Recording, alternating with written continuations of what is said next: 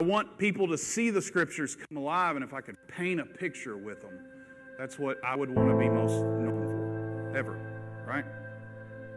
So with that being true, I searched for an illustration that helps paint a clear picture of what happened on the first Christmas day.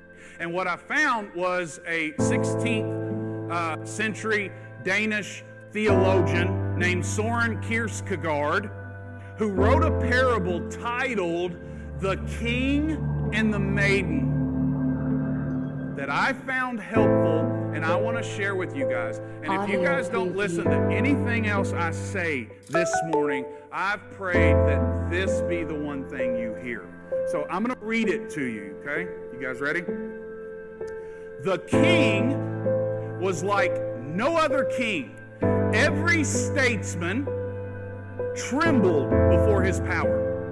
No one dared breathe a word against him, for he had the strength to crush all opponents. And yet this mighty king was melted by love for a humble maiden who didn't know he was affectionate or he loved her. How could he declare his love for her?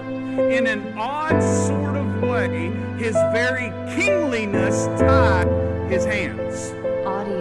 If he brought her to the palace and crowned her head with jewels and clothed her body in royal robes, she would surely not resist. No one dared resist him. But would she love him? She would say she loved him, of course, but would she truly? Or would she live with him in fear, nursing a private grief for the life she had left behind? Would she be happy at his side? How could he know?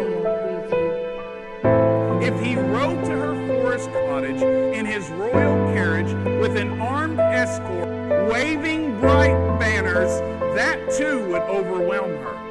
He did not want a cringing subject. He wanted a lover, an equal. He wanted her to forget that he was a king and she a humble maiden, and to let shared love cross over the gulf between them. For it is only in love that the unequal can be made equal, concluded Kierkegaard.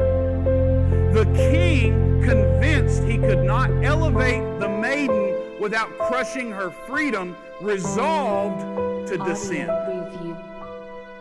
He clothed himself as a beggar and approached her cottage incognito, with a worn cloak fluttering loosely about him. It was no mere disguise, but a new identity he took on. He renounced the throne to win her love.